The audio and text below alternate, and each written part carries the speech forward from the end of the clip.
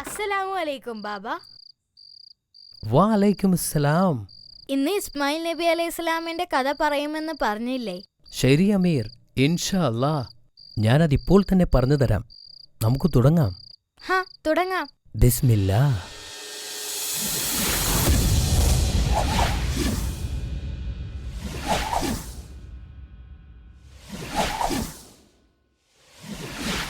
ഏറെക്കാലം മുമ്പ് ഇബ്രാഹിം നബിയും അദ്ദേഹത്തിൻ്റെ ഭാര്യ സാറയും മരുഭൂമിയിലൂടെ സഞ്ചരിച്ചുകൊണ്ടിരിക്കുകയായിരുന്നു. ഒരു ദിവസം അവർ ഒരു ദുഷ്ടനായ രാജാവിൻ്റെ രാജ്യത്ത് പ്രവേശിക്കാനിടയായി. ദുഷ്ടനായ രാജാവ് പ്രവാചകന്റെ സുന്ദരിയായ ഭാര്യയെക്കുറിച്ചറിഞ്ഞു.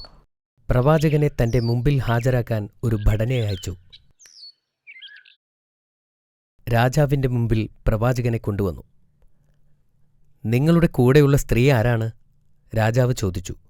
പ്രവാചകൻ തൻ്റെ സഹോദരിയാണെന്ന് മറുപടി പറഞ്ഞു. സാറയെ രാജസദസ്സിൽ കൊണ്ടുവരാൻ ദുഷ്ടനായ രാജാവ് പ്രവാചകനോട് കൽപ്പിച്ചു.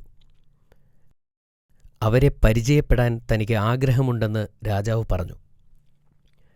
പ്രവാചകൻ തൻ്റെ ഭാര്യയോട് പോയി പറഞ്ഞു, രാജാവ് നിന്നെ കാണാൻ ആവശ്യപ്പെട്ടിട്ടുണ്ട്. എന്നാൽ അവിടെ ചെല്ലുമ്പോൾ നീ എൻ്റെ ഭാര്യയാണെന്ന് പറയരുത്. നീ എൻ്റെ സഹോദരിയാണെന്നാണ് ഞാൻ പറഞ്ഞിട്ടുള്ളത്. സാറ രാജാവിൻ്റെ അടുക്കലെത്തിയപ്പോൾ രാജാവ് അവളുടെ സൗന്ദര്യം കണ്ട് മതിമറന്നു. അദ്ദേഹം സാറയെ പിടിക്കാനായി ശ്രമിച്ചു. എന്നാൽ സാറയുടെ അടുത്തെത്തിയതും രാജാവിൻ്റെ കൈ അനക്കാൻ സാധിച്ചില്ല. ദുഷ്ടനായ രാജാവ് ഭയപ്പെട്ടു. അവൻ അപേക്ഷിച്ചു, നിങ്ങൾ എനിക്ക് വേണ്ടി അള്ളാഹുവിനോട് പ്രാർത്ഥിക്കുക. ഞാൻ ഒരിക്കലും ഒരു ദ്രോഹവും വരുത്തുകയില്ല. സാറ അള്ളാഹുവിനോട് പ്രാർത്ഥിച്ചപ്പോൾ ആ ദുഷ്ടനായ രാജാവിൻ്റെ കൈകൾ സുഖം പ്രാപിച്ചു. പക്ഷേ വീണ്ടും സാറയെ കയറിപ്പിടിക്കാൻ രാജാവ് മുതിർന്നു. അവൻ്റെ കൈകൾ വീണ്ടും അനങ്ങാതെയായി. ദുഷ്ടനായ രാജാവ് വീണ്ടും സാറയോട് അപേക്ഷിച്ചു, വീണ്ടും അള്ളാഹുവിനോട് പ്രാർത്ഥിക്കാൻ. സാറ അള്ളാഹുവിനോട് പ്രാർത്ഥിച്ചപ്പോൾ ആ ദുഷ്ടനായ രാജാവിൻ്റെ കൈകൾ സുഖം പ്രാപിച്ചു. സാറ ഒരു സാധാരണ സ്ത്രീയല്ലെന്ന് രാജാവ് തിരിച്ചറിഞ്ഞു. അങ്ങനെ അവൻ സാറയ്ക്കൊരു സമ്മാനം നൽകി. അവൻ തൻ്റെ ദാസിമാരിൽ ഹാജറ എന്നു പേരുള്ള ഒരു അടിമയെ സാറയ്ക്ക് നൽകി. അതിനുശേഷം അവളെ വീട്ടിലേക്ക് അയച്ചു. സാറ തിരിച്ചു വന്നപ്പോൾ ഇബ്രാഹിം നബി കാര്യങ്ങൾ അന്വേഷിച്ചു. ആ ദുഷ്ടനായ രാജാവിനെ അള്ളാഹു ഒരു പാഠം പഠിപ്പിച്ചു. അവനെക്കൊണ്ട് അവൻ്റെ ദാസിയെ എനിക്ക് സമ്മാനമായി നൽകിച്ചു. വർഷങ്ങൾ കഴിഞ്ഞു. ഇബ്രാഹിം നബിയുടെ മുടി നരച്ചു തുടങ്ങി. അപ്പോഴും ഇബ്രാഹിം നബി ആളുകളെ ഇസ്ലാമിലേക്ക് ക്ഷണിച്ചുകൊണ്ടേയിരുന്നു. സാറയ്ക്കും പ്രായമായി. ഇനി തനിക്കൊരു കുഞ്ഞിന് ജന്മം നൽകാൻ സാധിക്കില്ലെന്ന് അവൾക്ക് മനസ്സിലായി. അതുകൊണ്ടുതന്നെ അടിമയായ ഹാജറയെ വിവാഹം കഴിക്കാൻ സാറ ഇബ്രാഹിം നബിയോട് ആവശ്യപ്പെട്ടു. അവൾക്ക് ഒരു നല്ല കുഞ്ഞിനെ നൽകി അനുഗ്രഹിക്കുവാൻ അള്ളാഹുവിനോട് പ്രാർത്ഥിക്കുകയും ചെയ്തു. മാസങ്ങൾക്ക് ശേഷം ഹാജറ ഒരു ആൺകുഞ്ഞിന് ജന്മം നൽകി. അവന് ഇസ്മായിൽ എന്നു പേരിട്ടു. കാലങ്ങൾ ഒരുപാട് കടന്നുപോയി. ഒരിക്കൽ ഇബ്രാഹിം നബി ഞെട്ടി ഉണർന്നു. അള്ളാഹുവിനു വേണ്ടി എന്തോ ചെയ്യേണ്ടതായുണ്ടെന്ന് അദ്ദേഹത്തിന് തോന്നി. അദ്ദേഹം ഹാജറയുടെ അടുത്തു ചെന്ന് പറഞ്ഞു, ഒരു യാത്ര പോകേണ്ടതുണ്ട്. ഇസ്മായിലിനെയും കൂട്ടി തയ്യാറായി നിൽക്കൂ. ഇബ്രാഹിം നബിയും ഭാര്യയും കുട്ടിയായ ഇസ്മായിലും ഒരു ദൂരയാത്രയ്ക്ക് പുറപ്പെട്ടു. ഒരുപാട് ദിവസം അവർ സഞ്ചരിച്ചു. ഒടുവിൽ ഒരു വരണ്ട മരുഭൂമിയായ മർവ പർവ്വതത്തിൻ്റെ താഴ്വാരത്തെത്തി. അവിടെ പഴങ്ങളോ മരങ്ങളോ ഭക്ഷണമോ വെള്ളമോ ഇല്ലായിരുന്നു. ജീവന്റെ ഒരു അടയാളം പോലുമില്ലാത്ത ഒരു താഴ്വരയായിരുന്നു അത്. അവിടെ വച്ച് ഇബ്രാഹിം നബി തൻ്റെ ഭാര്യയെയും കുട്ടിയെയും ഉപേക്ഷിച്ച് തിരിച്ചു നടക്കാൻ തുടങ്ങി. അവർക്ക് 2 ദിവസത്തേക്കുള്ള ഭക്ഷണം മാത്രമേ കയ്യിലുണ്ടായിരുന്നുള്ളൂ. അദ്ദേഹത്തിൻ്റെ ഭാര്യ അദ്ദേഹത്തോട് പൊട്ടിക്കരഞ്ഞുകൊണ്ട് ചോദിച്ചു, ഞങ്ങളെ ഈ മരുഭൂമിയിൽ ഒറ്റക്കാക്കി എങ്ങോട്ടാണ് പോകുന്നത്? അദ്ദേഹം ഒന്നും മറുപടി പറഞ്ഞില്ല. അവർ വീണ്ടും കരഞ്ഞുകൊണ്ട് അപേക്ഷിച്ചു. ഒടുവിൽ അവർക്ക് മനസ്സിലായി, ഇതൊന്നും സ്വന്തം ഇഷ്ടപ്രകാരം അല്ല അദ്ദേഹം ചെയ്യുന്നത്. അവർ വീണ്ടും വിളിച്ചു ചോദിച്ചു, അള്ളാഹു ചെയ്യാൻ പറഞ്ഞിട്ടാണോ? അദ്ദേഹം തല കുലുക്കുക മാത്രം ചെയ്തു. എന്നിട്ട് നടന്നകന്നു. അദ്ദേഹത്തിൻ്റെ ഭാര്യ പറഞ്ഞു, ഞങ്ങൾക്ക് ഭയമില്ല, അള്ളാഹു ഞങ്ങളെ സംരക്ഷിക്കും.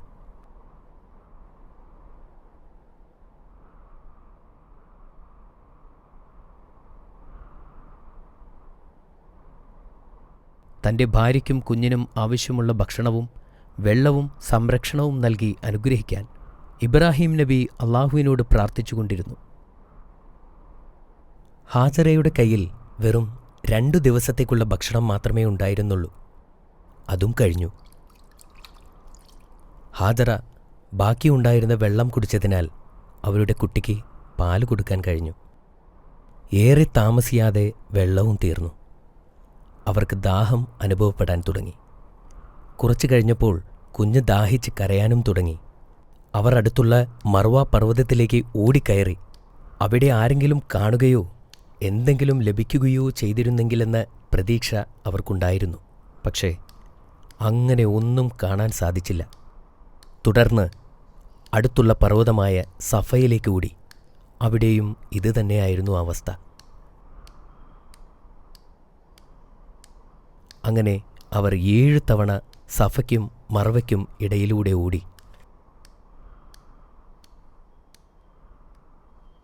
ഒടുവിൽ ഹാജറ അവശയായി.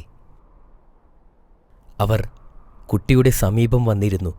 അപ്പോൾ അവർ ഒരു ശബ്ദം കേട്ടു. അവർ അത് എന്താണെന്നറിയാൻ വേണ്ടി കാതോർത്തു നിന്നു. വീണ്ടും ആ ശബ്ദം കേട്ടപ്പോൾ അവർ ചോദിച്ചു, നിങ്ങൾ ആരാണെങ്കിലും അള്ളാഹു നിങ്ങളെ എനിക്ക് കേൾപ്പിച്ചു തന്നു. എന്നെ സഹായിക്കാൻ കഴിയുമോ?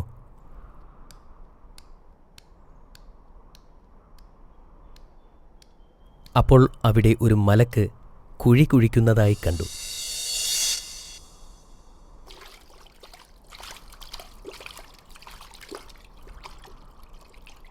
വെള്ളം കണ്ടപ്പോൾ ഹാജറ ഓടിച്ചെന്ന് അതിന് തടം കെട്ടാൻ തുടങ്ങി.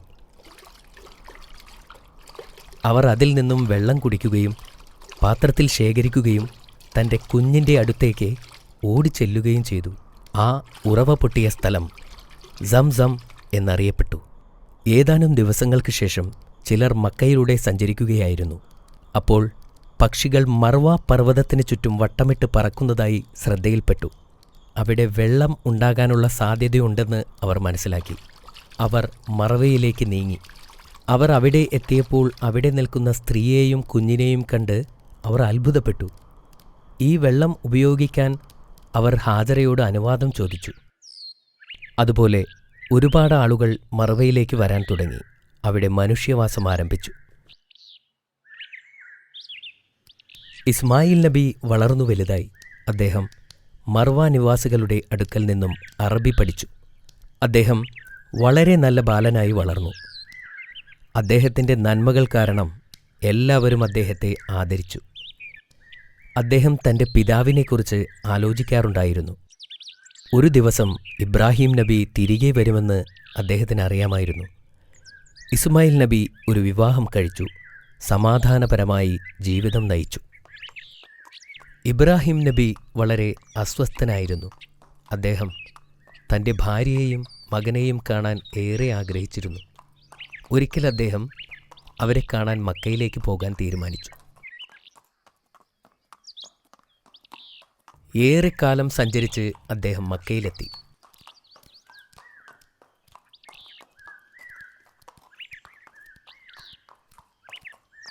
ഇബ്രാഹിം നബി എത്തുന്നതിന് മുമ്പ് തന്നെ ഹാജറ ബീവി വഫാത്തായിരുന്നു.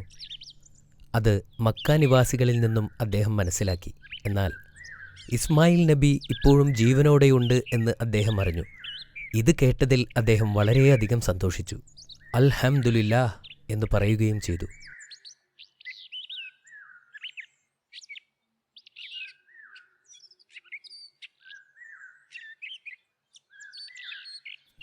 ഇസ്മായിൽ നബി പിതാവിനെ കണ്ടതും ഓടിച്ചെന്ന് അദ്ദേഹത്തെ കെട്ടിപ്പിടിച്ചു.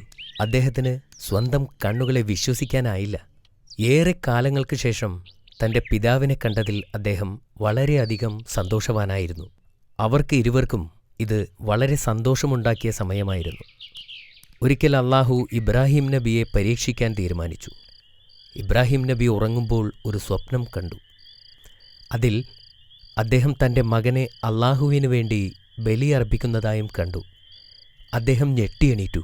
പക്ഷേ അതൊരു സ്വപ്നമായതിനാൽ അദ്ദേഹം അത് കാര്യമാക്കിയില്ല.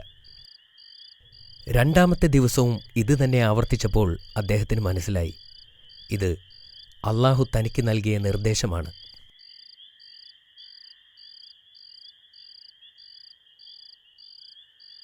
ഇബ്രാഹിം നബി ഇസ്മായിൽ നബിയെ വിളിച്ചു.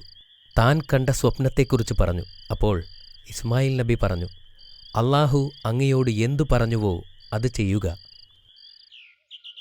അടുത്ത ദിവസം അവർ ഒരു കത്തിയും കയറുമായി അറഫ പർവ്വതത്തിന് മുകളിലേക്ക് പോയി.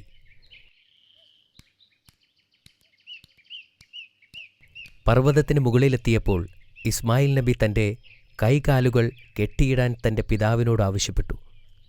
കാരണം അല്ലെങ്കിൽ ബലിയർപ്പിക്കാൻ ബുദ്ധിമുട്ടുണ്ടായേക്കാം. ഇബ്രാഹിം നബി അതനുസരിച്ചു. എന്നിട്ട് സ്വന്തം കണ്ണുകളും മൂടിക്കെട്ടി. തൻ്റെ മകൻ്റെ മരണം കാണാൻ ത്രാണിയില്ലാത്തതിനാലായിരുന്നു അത്. നബി തൻ്റെ കത്തി ഉയർത്തി. എന്നാൽ പെട്ടെന്ന് ആകാശത്തു നിന്നൊരു ശബ്ദം കേട്ടു. ഇസ്മായിൽ നബിക്ക് പകരം ദൈവം ഒരു ആടിനെ യാഗമർപ്പിക്കാൻ കൽപ്പിച്ചു. നബി വളരെയധികം സന്തോഷവാനായി. അള്ളാഹുവിൻ്റെ പരീക്ഷണം അവർ ജയിച്ചിരുന്നു. അവർ ആ ആടിനെ അറുത്ത് അതൊരു വലിയ ആഘോഷമാക്കി മാറ്റി. ഇതിൻ്റെ ഓർമ്മയ്ക്കായാണ് മുസ്ലിമീങ്ങൾ ബലിപെരുന്നാൾ ആഘോഷിക്കുന്നത്. അവർ ഇരുവരും അള്ളാഹുവിലേക്ക് ആളുകളെ ക്ഷണിച്ചുകൊണ്ടേയിരുന്നു. അവർക്ക് എന്നാൽ ആരാധനയ്ക്ക് പറ്റിയ ഒരിടം ഇല്ലായിരുന്നു. അപ്പോൾ അള്ളാഹു അവരോട് തനിക്ക് വേണ്ടി ഒരു ഭവനം നിർമ്മിക്കാൻ ആവശ്യപ്പെട്ടു. അള്ളാഹു അവരോട് കഅബ നിർമ്മിക്കാൻ ആവശ്യപ്പെട്ടു. അത് ഇബ്രാഹിം നബി തൻ്റെ മകനോടും പറഞ്ഞു. അള്ളാഹു പറഞ്ഞത് തന്നെ നമുക്ക് ചെയ്യാം എന്നദ്ദേഹം മറുപടി നൽകി. അവർ കഅബ നിർമ്മിക്കാൻ തുടങ്ങി. ഇസ്മായിൽ നബി കല്ലുകൾ കൊണ്ടുവരുകയും ഇബ്രാഹിം നബി ആ ജോലി ആരംഭിക്കുകയും ചെയ്തു.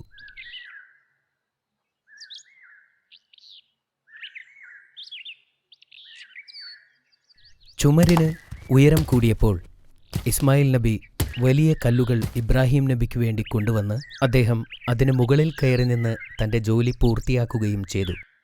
അതിൻ്റെ മൂലക്കല്ല് സ്ഥാപിക്കാൻ ഇസ്മായിൽ നബിയോട് കല്ല് ശേഖരിക്കാനായി ആവശ്യപ്പെട്ടു. അദ്ദേഹം വളരെ ക്ഷീണിതനായിരുന്നു. എങ്കിലും കല്ല് ശേഖരിക്കാനായി പോയി. അന്നേരം മലക്കുകൾ ഇബ്രാഹിം നബിക്ക് സ്വർഗത്തിൽ നിന്നും ഇറക്കപ്പെട്ട കല്ല് കൊണ്ടുവന്ന് കൊടുത്തു.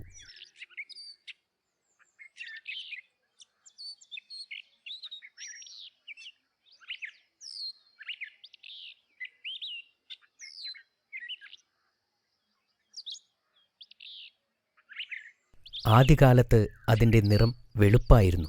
പിന്നീട് ആളുകളുടെ പാപം കാരണം അത് കറുപ്പായി മാറപ്പെട്ടു.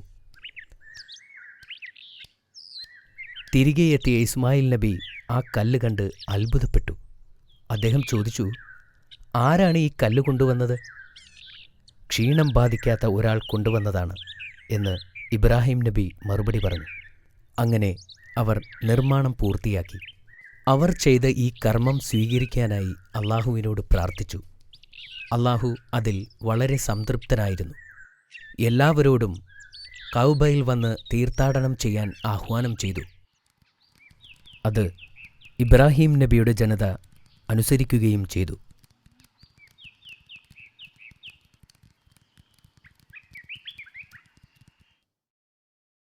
ഇബ്രാഹിം നബിക്കും സാറയ്ക്കും പ്രായമായി.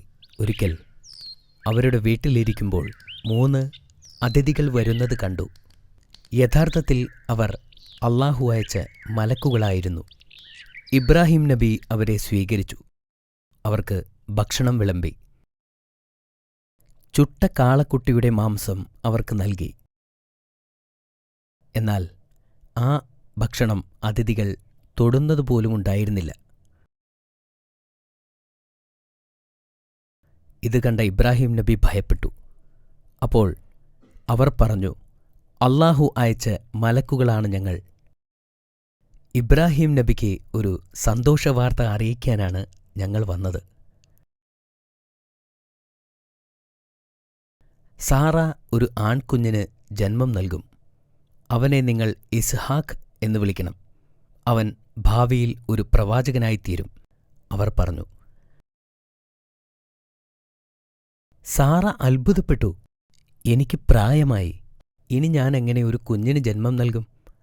അപ്പോൾ മലക്കുകൾ പറഞ്ഞു, അല്ലാഹുവിന് എല്ലാം സാധ്യമാണ്. കുറച്ചു മാസങ്ങൾക്ക് ശേഷം സാറ ഗർഭിണിയാവുകയും ഒരു കുഞ്ഞിന് ജന്മം നൽകുകയും ചെയ്തു. കുഞ്ഞിന് ഇസ്ഹാഖ് എന്ന് പേരുമിട്ടു.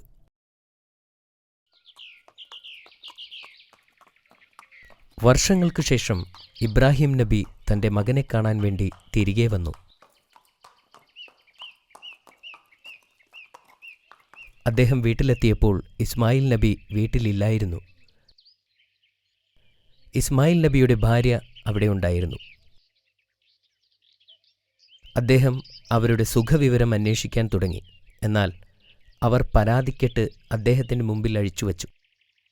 ഇബ്രാഹിം നബിക്ക് മനസ്സിലായി, അള്ളാഹുവിൻ്റെ അനുഗ്രഹങ്ങൾ അവൾ ആലോചിക്കുന്നു പോലുമില്ലല്ലോ.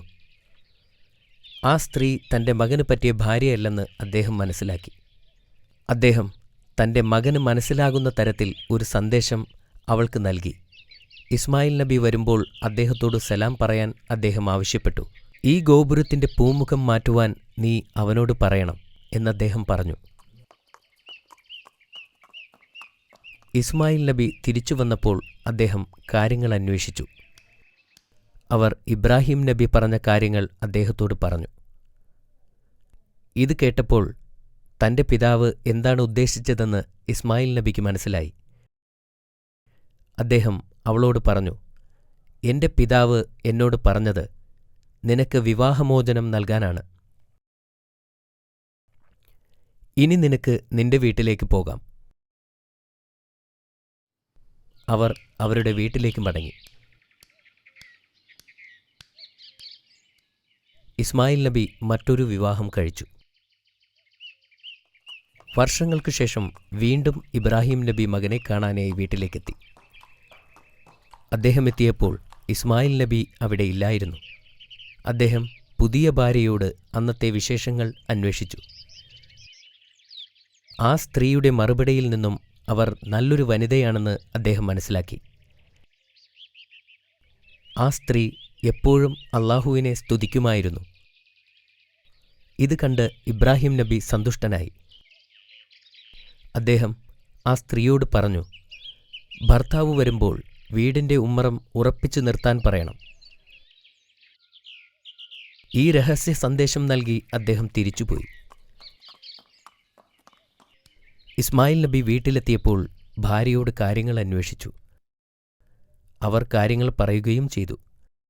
ഇത് കേട്ട് ഇസ്മായിൽ നബി പറഞ്ഞു, അദ്ദേഹം പറഞ്ഞ വീടിൻ്റെ ഉമ്മറം നീയാണ്. നിന്നെ എന്നേക്കും കൂടെ നിർത്താനാണ് അദ്ദേഹം എന്നോട് പറഞ്ഞത്. ഇസ്മായിൽ നബി 137 വർഷക്കാലം ജീവിച്ചിരുന്നു. 175 വർഷക്കാലം ഇബ്രാഹിം നബി ജീവിച്ചു. അദ്ദേഹത്തിൻ്റെ ജീവിതകാലം മുഴുവനും പരീക്ഷണങ്ങളെ നേരിട്ടിരുന്നു. അള്ളാഹുവിൽ ഉറച്ചു വിശ്വസിച്ചിരുന്നു. ഇബ്രാഹിം നബി അദ്ദേഹത്തിൻ്റെ ജീവിതം കൊണ്ട് നമ്മെ പഠിപ്പിക്കുന്നത് അള്ളാഹുവിനെ അളവറ്റ് സ്നേഹിക്കാനാണ്. 25ഓളം പ്രവാചകന്മാരുണ്ടായിട്ടും അള്ളാഹു മനുഷ്യത്വത്തിന് മാതൃകയായി 2 പേരെ മാത്രമേ ഖുർആനിൽ പറഞ്ഞിട്ടുള്ളൂ. അത് ഇബ്രാഹിം നബി അലൈഹിസ്സലാമും മുഹമ്മദ് നബി സ്വല്ലല്ലാഹു അലൈഹി വസല്ലമയുമാണ്. മാഷാ അല്ലാ, ഇത് വളരെ മനോഹരമായ കഥയായിരുന്നു. നിനക്ക് ഇസ്മായിൽ നബിയുടെ കഥ ഇഷ്ടപ്പെട്ടോ? തീർച്ചയായും ബാബ. ഞാൻ ഈ കഥയിൽ നിന്നും കുറച്ച് ചോദ്യം നിന്നോട് ചോദിക്കാം. നീ റെഡിയാണോ? ചോദിക്കട്ടെ? ചോദിക്കൂ. ഹാജറ റളിയല്ലാഹു അൻഹ ഓടിയ പർവ്വതങ്ങളുടെ പേരുകൾ എന്തൊക്കെയാണ്? അത് സഫ മർവ പർവ്വതങ്ങളാണ്. വഴിയാത്രക്കാർ പ്രവാചകന്റെ ഭാര്യയെയും കുട്ടിയെയും കണ്ടുപിടിച്ചതെങ്ങനെ? ഞാൻ നിനക്ക് കുറച്ച് ഓപ്ഷൻസ് തരാം. ഓപ്ഷൻ എ, മൃഗങ്ങൾ പർവ്വതത്തിലേക്ക് ഓടുന്നതായി അവർ കണ്ടു. ഓപ്ഷൻ ബി, മലയുടെ മുകളിൽ നിന്നും ഒഴുകുന്ന വെള്ളം അവർ കണ്ടു. ഓപ്ഷൻ സി, മലകൾക്ക് മുകളിലൂടെ പക്ഷികൾ പറക്കുന്നത് അവർ കണ്ടു. അത് ഓപ്ഷൻ സി. അവർ മലകൾക്കു മുകളിലൂടെ പറക്കുന്ന പക്ഷികളെ കണ്ടു. ശരിയുത്തരമാണ് അമീർ. അടുത്ത ചോദ്യം ഇതാ. എങ്ങനെയാണ് ഇബ്രാഹിം നബി പരീക്ഷിക്കപ്പെട്ടത്? അല്ലാഹു ഇബ്രാഹിം നബിയോട് സ്വന്തം മകനെ ബലി നൽകാൻ ആവശ്യപ്പെട്ടിരുന്നു. അദ്ദേഹം തന്റെ പുത്രനെ ബലി കൊടുത്തിരുന്നോ? ഇല്ല, ബലിയർപ്പിക്കുന്നതിന് തൊട്ടുമുമ്പ് അള്ളാഹു അദ്ദേഹത്തെ പരീക്ഷിച്ചതായി പ്രവാചകനോട് പറഞ്ഞു. ഒരാടിനെ അയച്ചു കൊടുത്തു. മാഷാ അല്ലാ, എല്ലാം വളരെ ശരിയാണ്. നീ എല്ലാം ശ്രദ്ധിച്ച് കേട്ടിട്ടുണ്ടല്ലോ. താങ്ക് യു ബാബ. മലക്കുകൾ നൽകിയ വെളുത്ത കല്ലിന്റെ നിറം എന്തുകൊണ്ടാണ് കറുത്ത നിറമാവാൻ കാരണം? പറയൂ. ആളുകൾ ഭൂമിയിൽ ചെയ്ത പാപങ്ങൾ കാരണമാണ്. എക്സലന്റ്. എങ്കിലിതാ നിനക്ക്